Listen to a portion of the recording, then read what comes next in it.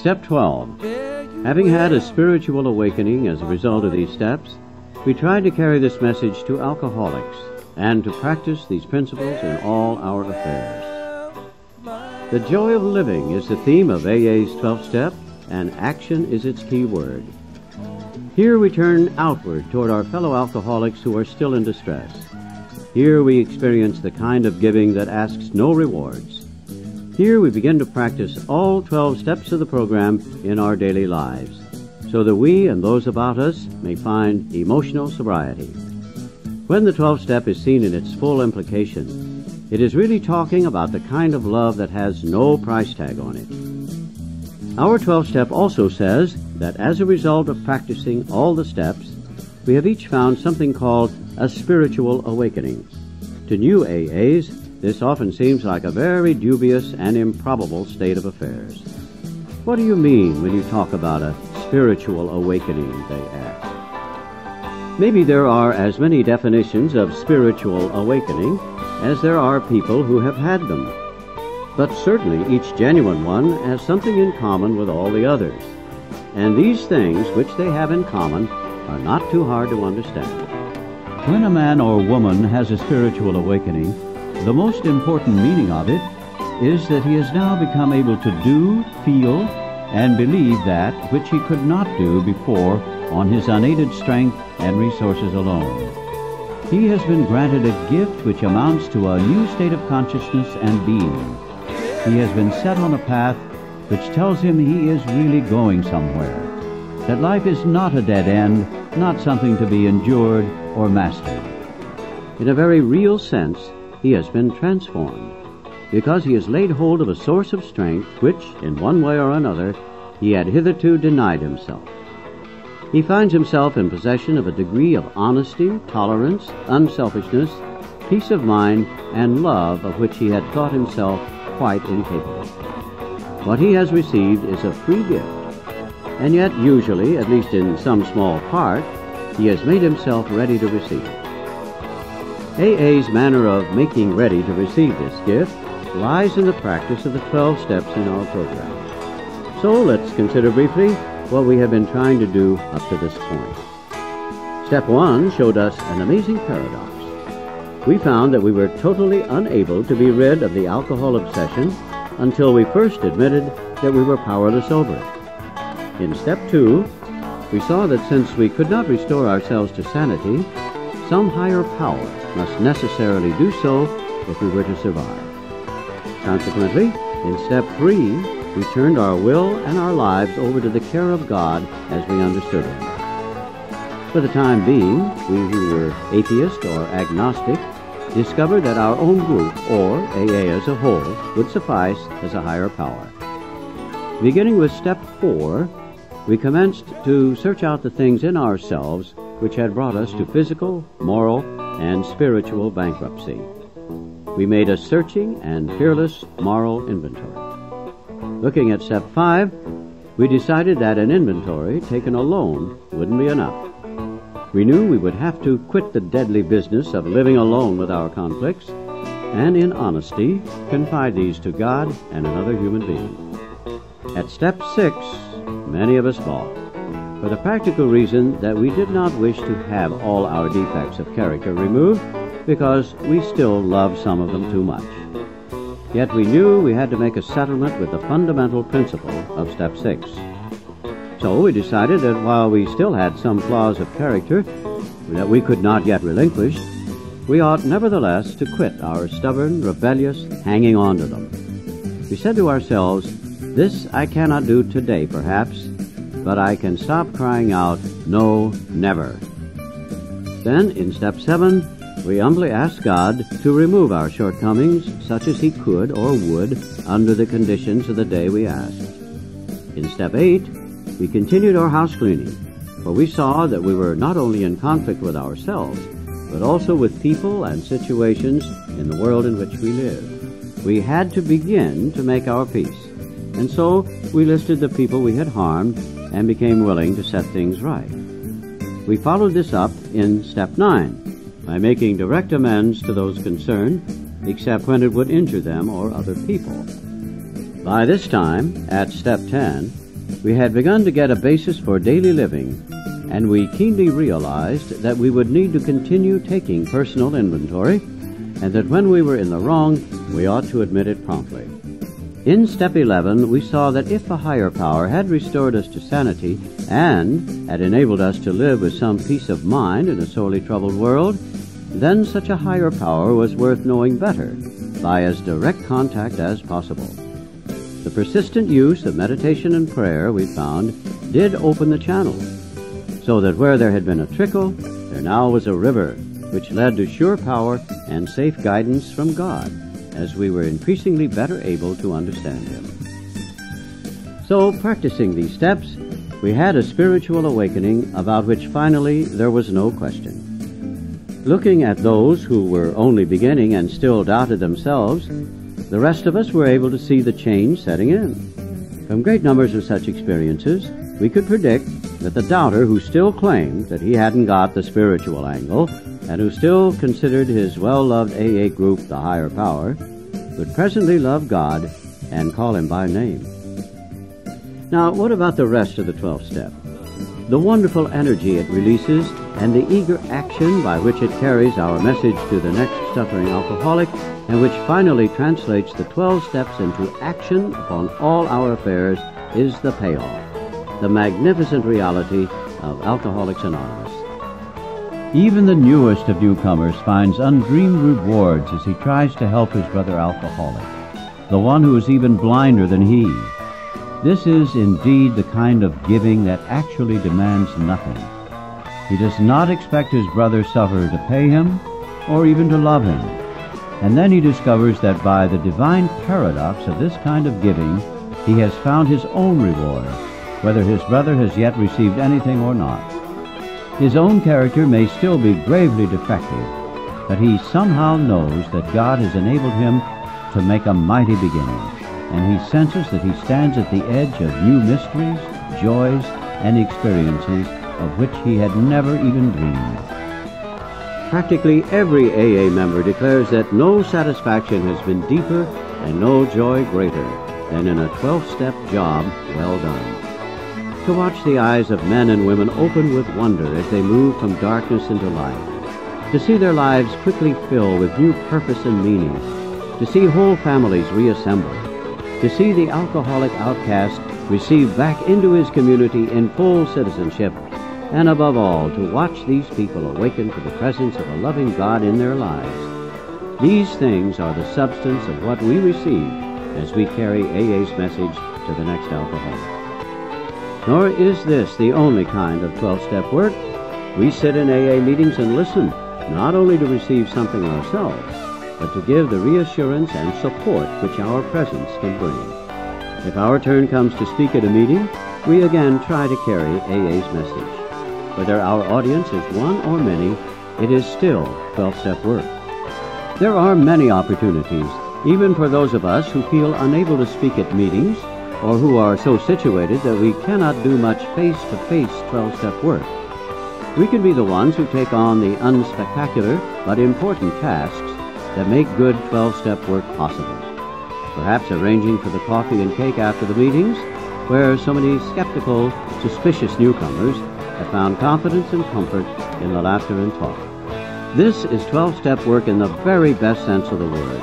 Freely ye have received, freely give, is the core of this part of Step 12. We may often pass through 12-step experiences where we will seem to be temporarily off the beam.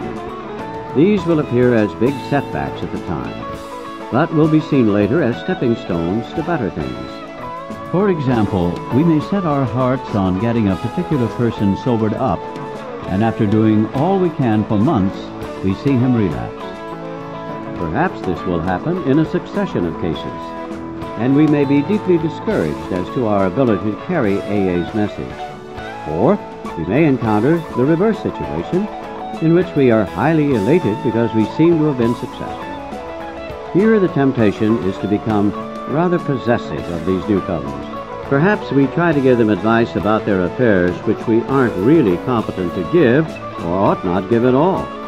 Then we are hurt and confused when the advice is rejected, or when it is accepted and brings still greater confusion. By a great deal of ardent 12-step work, we sometimes carry the message to so many alcoholics that they place us in a position of trust. They make us, let us say, the group's chairman.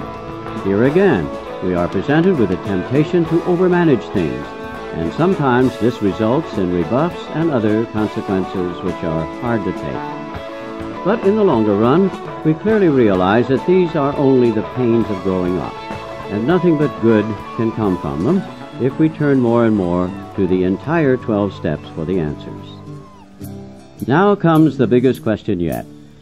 What about the practice of these principles in all our affairs? Can we love the whole pattern of living as eagerly as we do the small segment of it we discover when we try to help other alcoholics achieve sobriety? Can we bring the same spirit of love and tolerance into our sometimes deranged family lives that we bring to our AA group? Can we have the same kind of confidence and faith in these people who have been infected and sometimes crippled by our own illness that we have in our sponsors? Can we actually carry the AA spirit into our daily work? Can we meet our newly recognized responsibilities to the world at large? And can we bring new purpose and devotion to the religion of our choice? Can we find a new joy of living in trying to do something about all these things? Furthermore, how shall we come to terms with seeming failure or success? Can we now accept and adjust to either without despair or pride? Can we accept poverty, sickness, loneliness, and bereavement with courage and serenity?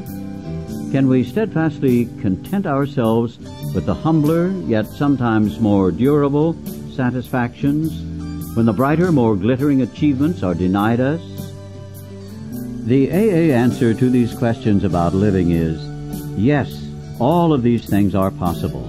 We know this because we see monotony, pain, and even calamity turn to good use by those who keep on trying to practice AA's 12 steps. And if these are facts of life for the many alcoholics who have recovered in AA, they can become the facts of life for many more. Of course, all AAs, even the best, fall far short of such achievements as a consistent thing. Without necessarily taking that first drink, we often get quite far off the beat. Our troubles sometimes begin with indifference. We are sober and happy in our AA work. Things go well at home and office.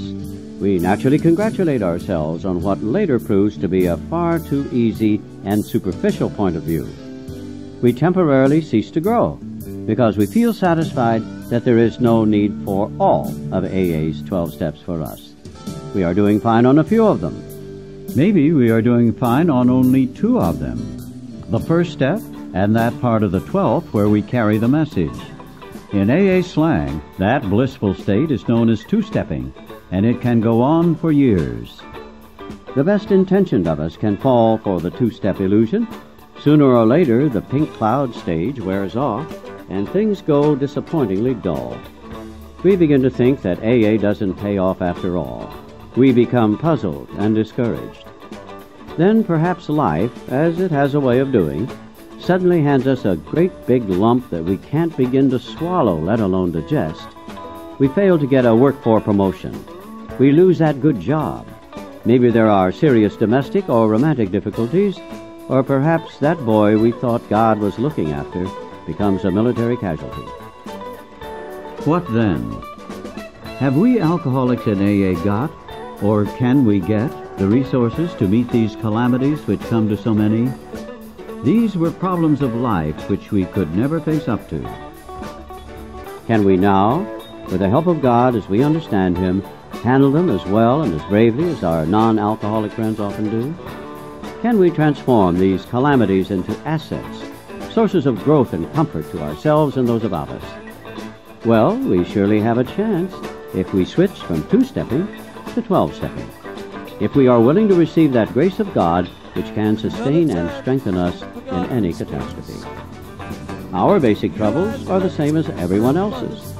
But when an honest effort is made to practice these principles in all our affairs, well-grounded AAs seem to have the ability, by God's grace, to take these troubles in stride and turn them into demonstrations of faith. We have seen AAs suffer lingering and fatal illness with little complaint, and often in good cheer. We have sometimes seen families broken apart by misunderstanding, tensions, or actual infidelity who are reunited by the AA way of life. Though the earning power of most AAs is relatively high, we have some members who never seem to get on their feet money-wise, and still others who encounter heavy financial reverses. Ordinarily, we see these situations met with fortitude and faith. Like most people, we have found that we can take our big lumps as they come. But also, like others, we often discover a greater challenge in the lesser and more continuous problems of life. Our answer is in still more spiritual development. Only by this means can we improve our chances for really happy and useful living. And as we grow spiritually, we find that our old attitudes toward our instincts need to undergo drastic revisions. Our desires for emotional security and wealth, for personal prestige and power, for romance, and for family satisfactions, all these have to be tempered and redirected. We have learned that the satisfaction of instincts cannot be the sole end and aim of our lives. If we place instincts first, we have got the cart before the horse. We should be pulled backward into disillusionment. But when we are willing to place spiritual growth first, then, and only then, do we have a real chance. After we come into AA, if we go on growing, our attitudes and actions towards security, emotional security, and financial security commence to change profoundly. Our demand for emotional security, for our own way, had constantly thrown us into unworkable relations with other people. Though we were sometimes quite unconscious of this, the result always had been the same. Either we had tried to play God and dominate those about us, or we had insisted on being over-dependent upon them. Where people had temporarily let us run their lives as though they were still children, we had felt very happy and secure ourselves.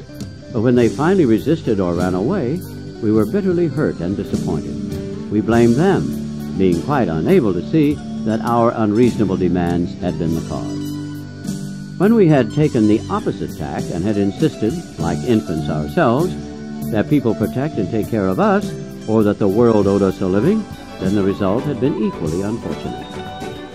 This often caused the people we had loved most to push us aside, or perhaps desert us entirely. Our disillusionment had been hard to bear. We couldn't imagine people acting that way toward us. We had failed to see that though adult in years, we were still behaving childishly, trying to turn everybody, friends, wives, husbands, even the world itself, into protective parents. We had refused to learn the very hard lesson that overdependence upon people is unsuccessful because all people are fallible, and even the best of them will sometimes let us down, especially when our demands for attention become unreasonable. As we made spiritual progress, we saw through these fallacies. It became clear that if we ever were to feel emotionally secure among grown-up people, we would have to put our lives on a give-and-take basis. We would have to develop the sense of being in partnership or brotherhood with all those around us. We saw that we would need to give constantly of ourselves without demands for repayment. When we persistently did this, we gradually found that people were attracted to us as never before, and even if they failed us, we could be understanding and not too seriously affected. When we developed still more, we discovered the best possible source of emotional stability to be God Himself. We found that dependence upon His perfect justice, forgiveness, and love was healthy, and that it would work where nothing else would. If we really depended upon God, we couldn't very well play God to our fellows, nor would we feel the urge wholly to rely on human protection and care. These were the new attitudes that finally brought many of us an inner strength and peace that could not be deeply shaken by the shortcomings of others or by any calamity not of our own making.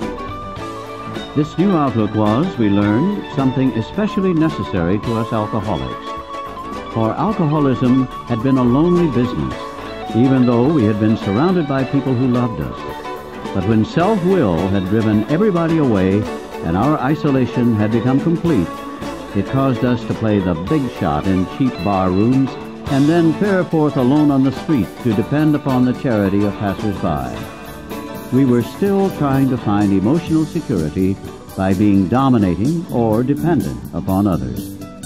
Even when our fortunes had not ebbed that much, and we nevertheless found ourselves alone in the world, we still vainly tried to be secure by some unhealthy kind of domination or dependence. For those of us who were like that, AA had a very special meaning. Through it, we begin to learn right relations with people who understand us. We don't have to be alone anymore. Most married folks in AA have very happy homes. To a surprising extent, AA has offset the damage to family life brought about by years of alcoholism. But, just like all other societies, we do have sex and marital problems, and sometimes they are distressingly acute. Permanent marriage breakups and separations, however, are unusual in AA. Our main problem is not how we are to stay married, it is how to be more happily married by eliminating the severe emotional twists that have so often stemmed from alcoholism. Nearly every sound human being experiences at some time in life a compelling desire to find a mate of the opposite sex with whom the fullest possible union can be made, spiritual, mental, emotional, and physical. This mighty urge is the root of great human accomplishments, a creative energy that deeply influences our lives. God fashioned us that way. So our question will be this: how, by ignorance, compulsion, and self-will, do we misuse this gift for our own destruction?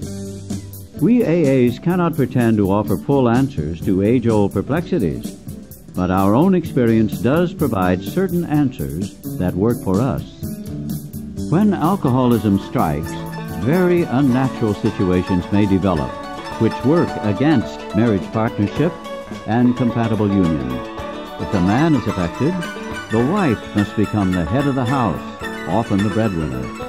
As matters get worse, the husband becomes a sick and irresponsible child who needs to be looked after and extricated from endless scrapes and impasses. Very gradually, and usually without any realization of the fact, the wife is forced to become the mother of an erring boy. And if she had a strong maternal instinct to begin with, the situation is aggravated. Obviously, not much partnership can exist under these conditions. The wife usually goes on doing the best she knows how, but meanwhile the alcoholic alternately loves and hates her maternal care. A pattern is thereby established that may take a lot of undoing later on. Nevertheless, under the influence of AA's 12 steps, these situations are often set right. Here there is a footnote which reads, "In adapted form, the steps are also used by Al-Anon family groups. Not a part of AA, this worldwide fellowship consists of spouses and other relatives or friends of alcoholics in AA or still drinking. Its headquarters address is Box 182, Madison Square Station, New York, New York, 10010. Now returning to the text. When the distortion has been great, however, a long period of patient striving may be necessary. After the husband joins AA, the wife may become discontented, even highly resentful that Alcoholics Anonymous has done the very thing that all her years of devotion had failed to do. Her husband may become so wrapped up in AA and his new friends that he's inconsiderately away from home, more than when he drank. Seeing her unhappiness, he recommends AA's 12 steps and tries to teach her how to live. She naturally feels that for years she has made a far better job of living than he has. Both of them blame each other and ask when their marriage is ever going to be happy again. They may even begin to suspect it had never been any good in the first place. Compatibility, of course, can be so impossibly damaged that a separation may be necessary. But those cases are the unusual ones. The alcoholic, realizing what his wife has endured, and now fully understanding how much he himself did to damage her and his children, nearly always takes up his marriage responsibilities with a willingness to repair what he can and to accept what he can't. he persistently tries all of AA's 12 steps in his home, often with fine results. At this point, he firmly but lovingly commences to behave like a partner instead of like a bad boy. And above all, he is finally convinced that reckless romancing is not a way of life for him. AA has many single alcoholics who wish to marry and are in a position to do so. Some marry fellow AAs. How do they come out? On the whole, these marriages are very good ones. Their common suffering as drinkers, their common interest in AA and spiritual things, often enhance such unions. It is only where boy meets girl on AA campus and love follows at first sight that difficulties may develop. The prospective partners need to be solid AAs and long enough acquainted to know that their compatibility at spiritual, mental, and emotional levels is a fact and not wishful thinking. They need to be as sure as possible that no deep-lying emotional handicap in either will be likely to rise up under later pressures to cripple them. The considerations are equally true and important for the AAs who marry outside AA. With clear understanding and right grown-up attitudes, very happy results do follow. And what can be said of many AA members who, for a variety of reasons, cannot have a family life? At first, many of these feel lonely, hurt, and left out as they witness so much domestic happiness about them. If they cannot have this kind of happiness, can AA offer them satisfactions of similar worth and durability? Yes, whenever they try hard to seek them out. Surrounded by so many AA friends, these so-called loners tell us they no longer feel alone. In partnership with others, women and men, they can devote themselves to any number of ideas, people, and constructive projects. Free of marital responsibilities, they can participate in enterprises which would be denied to family men and women. We daily see such members render prodigies of service and receive great joys in return. Where the possession of money and material things was concerned, our outlook underwent the same revolutionary change. With a few exceptions, all of us had been spendthrifts. We threw money about in every direction with the purpose of pleasing ourselves and impressing other people. In our drinking time, we acted as if the money supply was inexhaustible, though between binges we'd sometimes go to the other extremes and become almost miserly. Without realizing it, we were just accumulating funds for the next spree. Money was the symbol of pleasure and self-importance. When our drinking had become much worse, money was only an urgent requirement which could supply us with the next drink and the temporary comfort of oblivion it brought. Upon entering AA, these attitudes were sharply reversed, often going much too far in the opposite direction. The spectacle of years of waste threw us into panic. There simply wouldn't be time, we thought, to rebuild our shattered fortunes. How could we ever take care of those awful debts, possess a decent home, educate the kids, and set something by for old age? Financial importance was no longer our principal aim. We now clamored for material security. Even when we were well re-established in our business, these terrible fears often continued to haunt us. This made us misers and penny pinchers all over again. Complete financial security we must have, or else. We forgot that most alcoholics in AA have an earning power considerably above average. We forgot the immense goodwill of our brother AAs who were only too eager to help us to better jobs when we deserved them. We forgot the actual or potential financial insecurity of every human being in the world. And worst of all, we forgot God. In money matters, we had faith only in ourselves, and not too much of that.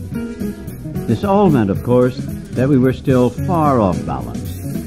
When a job still looked like a mere means of getting money rather than an opportunity for service, when the acquisition of money for financial independence looked more important than a right dependence upon God, we were still the victims of unreasonable fears.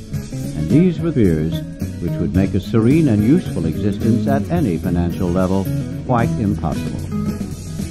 But as time passed, we found that with the help of AA's 12 steps, we could lose those fears, no matter what our material prospects were. We could cheerfully perform humble labor without worrying about tomorrow. If our circumstances happened to be good, we no longer dreaded a change for the worse, for we had learned that these troubles could be turned into great values. It did not matter too much what our material condition was, but it did matter what our spiritual condition was. Money gradually became our servant and not our master. It became a means of exchanging love and service with those about us. When, with God's help, we calmly accepted our lot, then we found we could live at peace with ourselves and show others who still suffered the same fears that they could get over them too. We found that freedom from fear was more important than freedom from want. Let's here take note of our improved outlook upon the problems of personal importance, power, ambition, and leadership. These were reefs upon which many of us came to shipwreck during our drinking careers.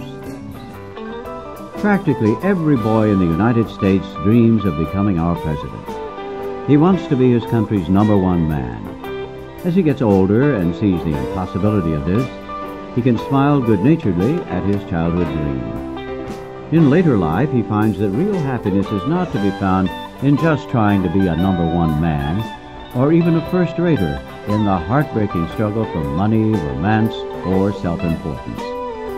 He learns that he can be content as long as he plays well whatever cards life deals him. He's still ambitious, but not absurdly so, because he can now see and accept actual reality. He's willing to stay right side. But not so with alcoholics. When AA was quite young, a number of eminent psychologists and doctors made an exhaustive study of a good-sized group of so-called problem drinkers. The doctors weren't trying to find how different we were from one another. They sought to find whatever personality traits, if any, this group of alcoholics had in common. They finally came up with a conclusion that shocked the AA members of that time. These distinguished men had the nerve to say that most of the alcoholics under investigation were still childish, emotionally sensitive, and grandiose. How we alcoholics did resent that verdict. We would not believe that our adult dreams were often truly childish. And considering the rough deal life had given us, we felt it perfectly natural that we were sensitive. As to our grandiose behavior, we insisted that we had been possessed of nothing but a high and legitimate ambition to win the battle of life. In the years since, however, most of us have come to agree with those doctors. We have had a much keener look at ourselves and those about us. We have seen that we were prodded by unreasonable fears or anxieties into making a life business of winning fame, money, and what we thought was leadership. So false pride became the reverse side of that ruinous coin marked fear. We simply had to be #1 people to cover up our deep-lying inferiority. In fitful successes, we boasted of greater feats to be done. In defeat, we were bitter. If we didn't have much of any worldly success, we became depressed and cowed. Then people said we were of the inferior type. But now we see ourselves as chips off the same old block. At heart, we had all been abnormally fearful. It mattered little whether we sat on the shore of life, drinking ourselves into forgetfulness, or had plunged in recklessly and willfully beyond our depth and ability. The result was the same. All of us had merely perished in a sea of alcohol. But today, in well-matured AAs, these distorted drives have been restored to something like their true purpose and direction. We no longer strive to dominate or rule those about us in order to gain self-importance. We no longer seek fame and honor in order to be praised. When, by devoted service to family, friends, business, or community, we attract widespread affection and are sometimes singled out for posts of greater responsibility and trust, we try to be humbly grateful and exert ourselves the more in a spirit of love and service.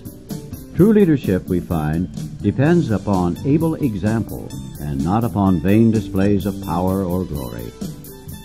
Still more wonderful is the feeling that we do not have to be specially distinguished among our fellows in order to be useful and profoundly happy.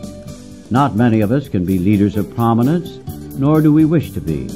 Service gladly rendered, obligations squarely met, troubles well accepted or solved with God's help, the knowledge that at home or in the world outside we are partners in a common effort, the well-understood fact that in God's sight all human beings are important, the proof that love freely given surely brings a full return, the certainty that we are no longer isolated and alone in self-constructed prisons, the surety that we need no longer be square pegs in round holes, but can fit and belong in God's scheme of things. These are the permanent and legitimate satisfactions of right living, for which no amount of pomp and circumstance, no heap of material possessions could possibly be substitutes. True ambition is not what we thought it was. True ambition is the deep desire to live usefully and walk humbly under the grace of God. These little studies of AA's 12 steps now come to a close. We have been considering so many problems that it may appear that AA consists mainly of racking dilemmas and troubleshooting. To a certain extent, that is true. We have been talking about problems because we are problem people who have found a way up and out and who wish to share our knowledge of that way with all who can use it. For it is only by accepting and solving our problems that we can begin to get right with ourselves and with the world about us, and with Him who presides over us all. Understanding is the key to right principles and attitudes, and right action is the key to good living. Therefore, the joy of good living is the theme of AA's 12 steps. With each passing day of our lives, may every one of us sense more deeply the inner meaning of AA's simple prayer. God grant us the serenity to accept the things we cannot change, courage to change the things we can, and wisdom to know the difference.